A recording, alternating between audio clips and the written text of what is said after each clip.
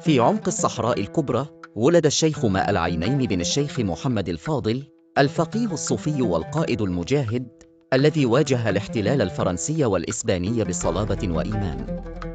ولد سنة 1831 في منطقة أدرر بموريتانيا، ونشأ في أسرة علم وصلاح، فوالده كان من كبار علماء الصحراء.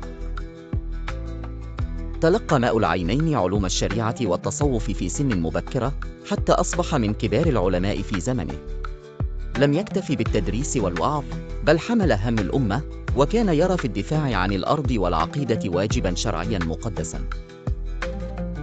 في أواخر القرن التاسع عشر، بدأت أطماع الاستعمار الفرنسي والإسباني تزداد في الجنوب المغربي وشمال موريتانيا، فبرز الشيخ ماء العينين كقائد ديني وسياسي يدعو إلى الوحدة والجهاد.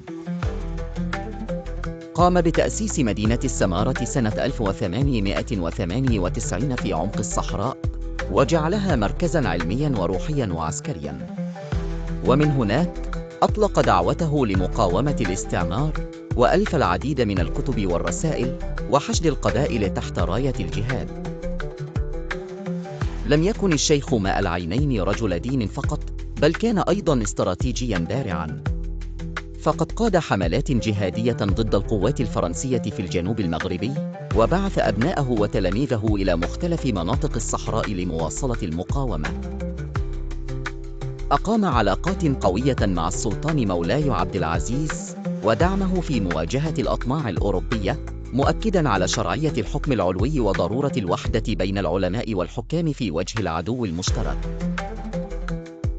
في عام 1906 سافر الشيخ ماء العينين إلى فاس للقاء السلطان، وهناك أقام مدة، ثم عاد إلى الصحراء ليواصل جهوده رغم تدهور صحته.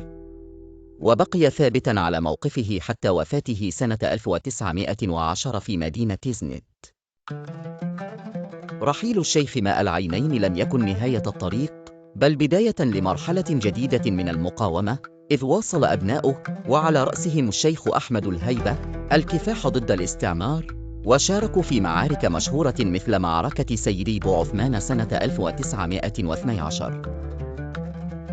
اليوم يعتبر الشيخ ماء العينين رمزاً خالداً في الذاكرة الوطنية المغربية والموريتانية، رجل جمع بين العلم والجهاد، بين التصوف والعمل السياسي، وترك أثراً لا يمحى في تاريخ المقاومة ضد الاستعمار.